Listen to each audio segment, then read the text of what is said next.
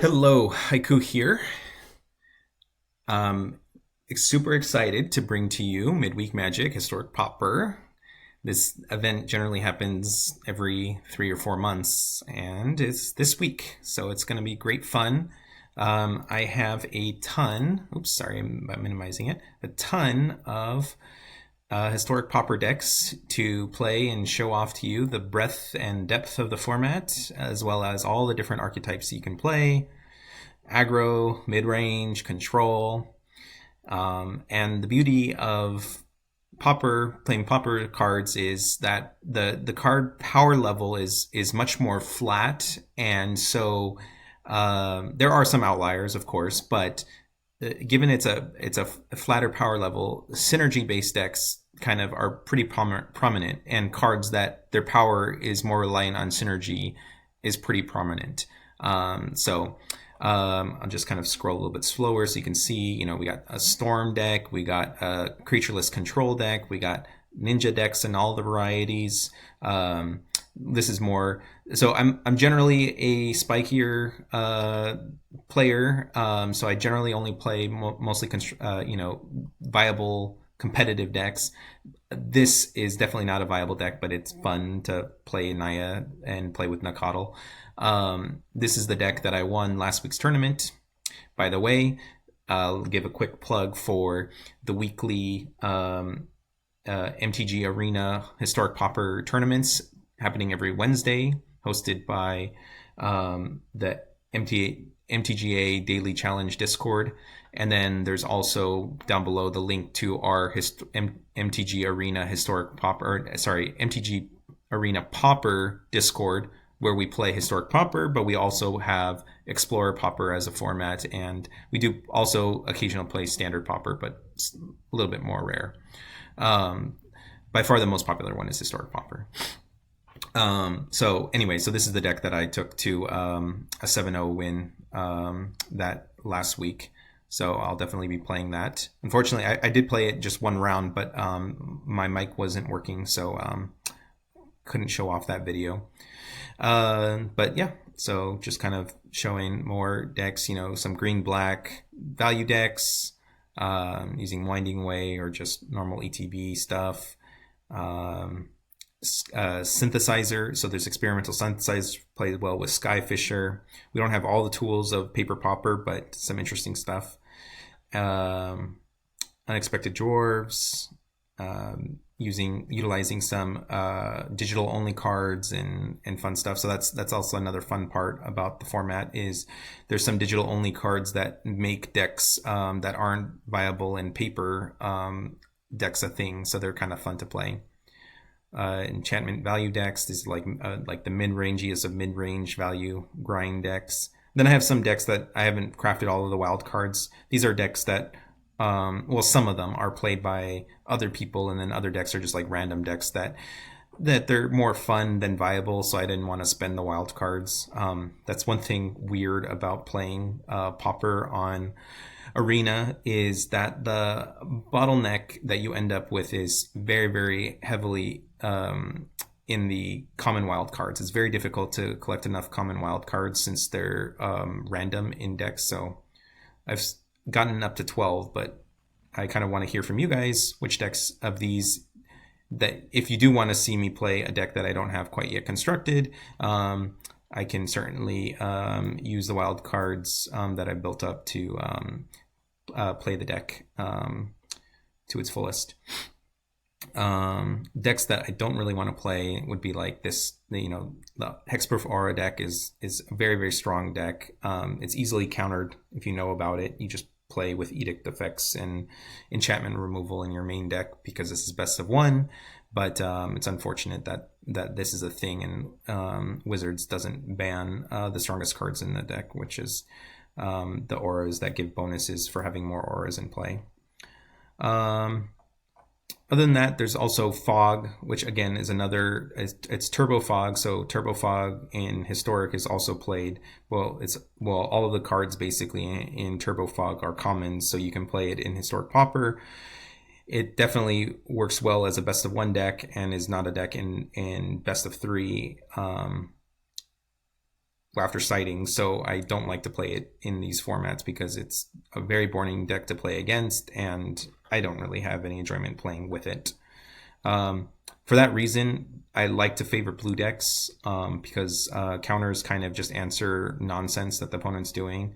So I like having a counter available, where especially like Naya decks, they have really no outs to some of these like weird combo control decks like Fog Control or Auras, or there's also a Storm deck. Oh yeah, it's up here. So there's a Storm deck. So Storm deck is nice because you can interact with it by killing its creatures, because there's no ritual effects in Historic Pauper, so you have to rely on the reduced cost creatures in an Archomancer and Goblin Electromancer, and so it is a little bit more interactive than most combo Storm decks are. The other infinite combo deck, which I don't have built, is the Mogwarts deck. It's viable on Arena. It's just sideboard. It's so weak to sideboard plans of Graveyard Hate and removal that I don't like playing it in, or I'm not interested in playing with it in tournaments, and therefore I don't have it constructed yet. But if you wanted to see how it plays in best of one, I can finish constructing the last couple cards for it. Other things about the format.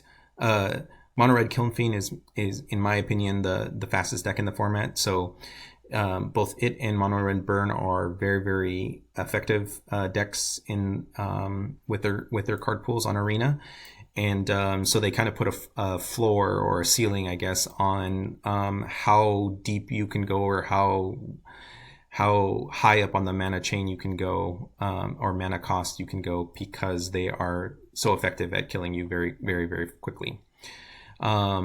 So you will see most of the decks that aren't counter based or tempo based have to play life gain to deal with Mono Red Burn. Kiln Fiend actually doesn't really care about life gain because it's cracking in for like a double strike 15 power creature. So unless you gain gobs of life, it doesn't really care. Where Mono Red Burn, just the incidental life gain, like in this Breathless deck, can gain a lot of incidental life gain and really shut down Mono Red Burn. All right, I think I've talked about all the different decks enough. I think I just want to start playing some more. Again, sorry about missing my first game with Grixis Gargantua. Let's play some more. So Grixis Gargantua is using the blink effects, so that the effects that exile your creature and bring it back into play actually make the creature a new object after unearthing it, so it doesn't get exiled to unearth. So basically the goal is to, it's basically like you're reanimating the card. You're trying to dump the card into the graveyard and then unearth it and then blink it after combat to keep the creature in play after the turn. And then what's nice is you can also, when it dies, you can also then unearth it again. And then by then you usually have, so this is the creature. I actually drew the combo, so that was really nice. So basically the top end of this deck is Gargantua and Terror. Unfortunately, I haven't drawn any of my instants of sorceries, and instead I got flooded on Terrors, but this deck plays a lot of Faithless Looting and Modern Age to utilize Madness spells. Speaking of which, we are against a red-black deck. And then it also has some life gain access by playing very large creatures. So against a red-black deck, I think I'm actually going to discard my spell to get more instants and sorceries into the graveyard. So I'm going to have a pretty good blocker. If you're new to the channel, I always call Modern Age the reflection, or sorry, let's see, reflection of Kijijiki is what the flip side is called. For some reason, I can't remember what the front side is called. Anyway, man, it really didn't roll off my tongue the way I envisioned it. But anyway, it's a very effective card for the format. Fortunately, I am super red flooded, and I still can't cast my terrors because I've not drawn any, been just terror flooded.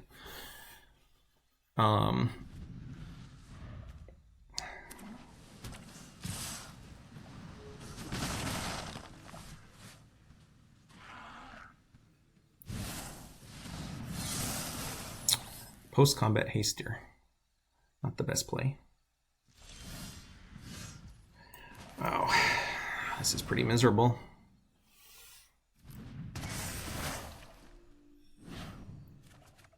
Sweet, finally found my black, so we're gonna get rid of that. Let's get some black mana in play.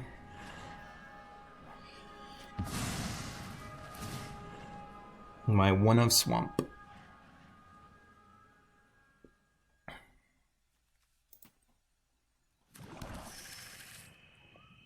All right, so next turn, I can't quite unearth the Gargantua into Undercity's Embrace It, so I think I'm going to just play a Terror, unfortunately. It feels pretty miserable, but I want to get the life from this against a beatdown deck.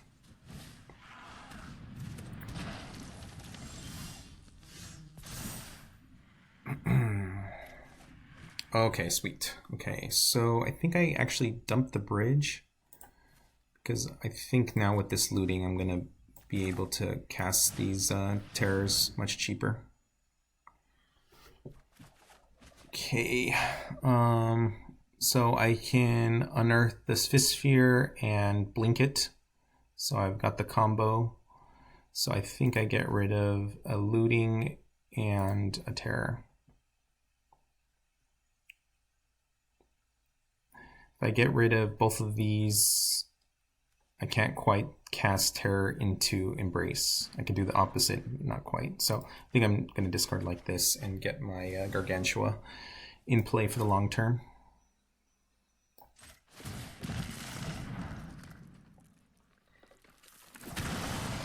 So get my beatdown started. See if he has something. So that would have been an argument to keep the bridge in hand, is I could play Wildfire, although I'm not going to have mana for this turn. So, and see if he wants to spend a removal spell. I'm okay for him to spend a removal spell to gain 5 life.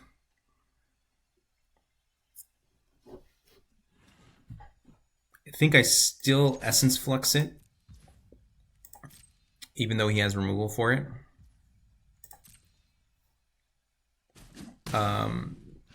I think I just need him to point the removal at my creature. Yep. So here comes a removal in response, unfortunately. So when he removes it, it will not come back in play. So, yep. All right. Fair enough.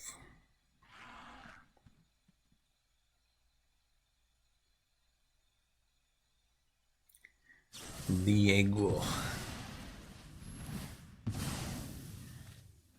Is he playing with the bridges? Because he, I think, should be too, so he can have deadly dispute targets. I think the bridges are probably more relevant than the stations.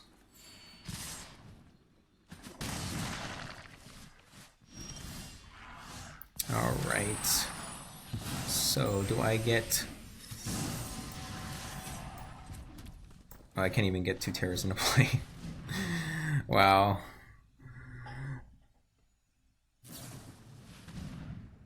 Resolve. What's nice is my Undercity's Embrace plays around his card draw engine with his village rights. Go face. I like that.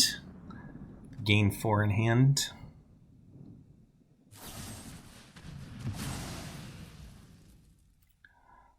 Okay.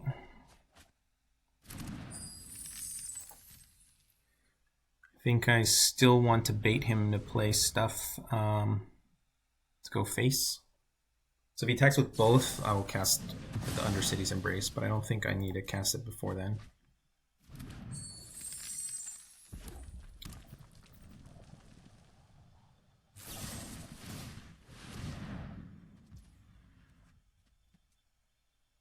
Does he pay for ward?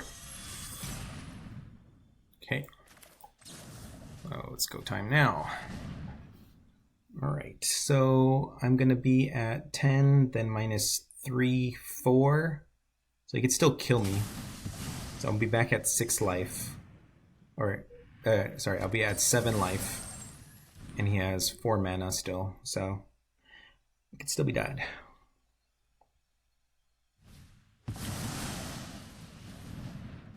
Well, that's not a very good card. So that feels good. Alright. Can't quite hold that up. So I need to play this before my looting, or else it will cost more. So then I do this. I guess with the looting I would technically probably that's unfortunate that I Wildfire or Essence Flux. I think the Wildfire is better. Probably discarding both to my looting next turn. Get rid of his flyer.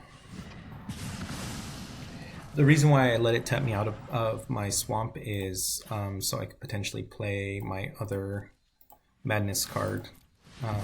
So, all right. Finally stopped the beatdowns. Okay, so let's go ahead and do this. That.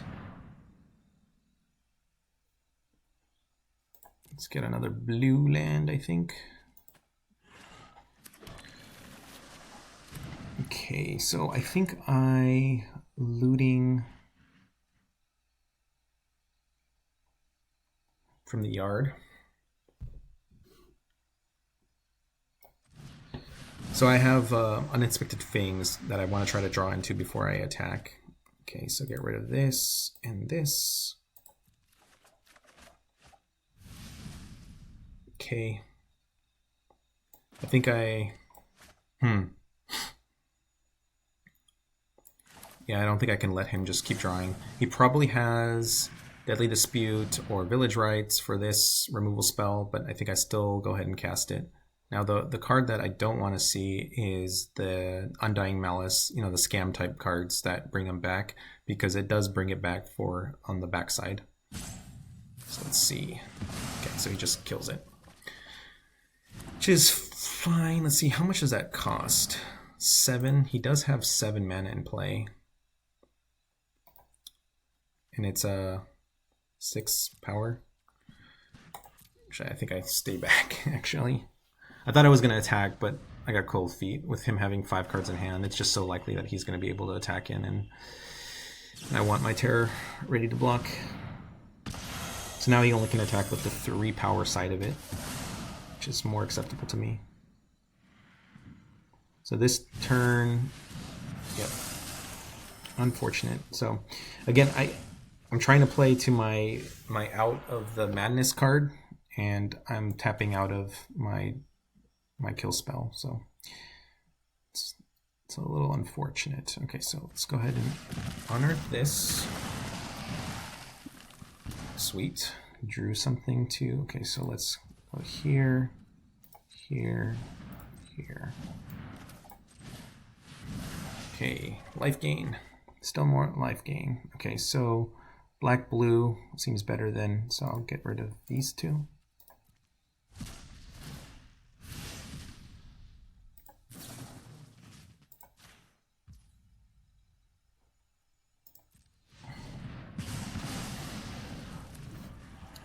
Okay, there's no way for me to save it, so do I just tap out?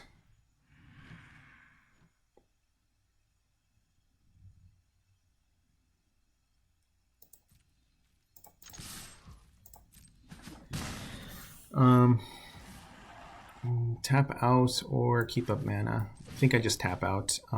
If he has a haste, I'm probably dead. I think I just gotta clear the top of my library, or clear my library from more tap lands. So the card draw is awesome for this, but the life loss is adding up.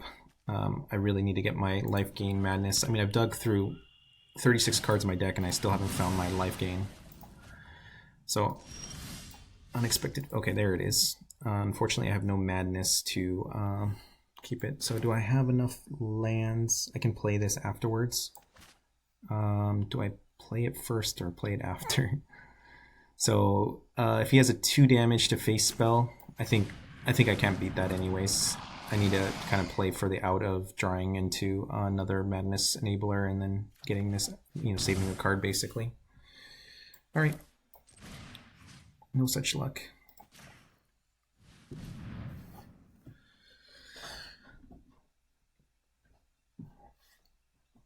Okay, 5 life is actually a pretty big deal compared to,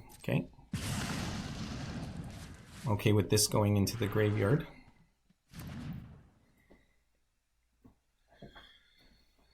Man, so I have so many cards left. It's unfortunate for the opponent that if he had just one more burn, he could have ended this game. Face burn, I guess. But now being at 5 life, oh, he just got it. Unfortunate. Good games. Not quite enough. All right. Well, hopefully you guys enjoyed the game. This was a nice back and forth match. I like some of the card choices from the opponent. I'll see you guys for another video, another deck. Again, comment down below if you have any deck requests.